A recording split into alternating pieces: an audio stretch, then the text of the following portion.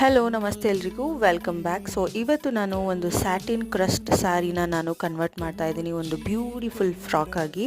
Video ನೋಡಿದ್ಮೇಲೆ sari converted outfits ಬೇಕಾದಲ್ಲಿ ನನಗೆ ಕಮೆಂಟ್ ಮಾಡೋದನ್ನು ಮರಿಬೇಡಿ.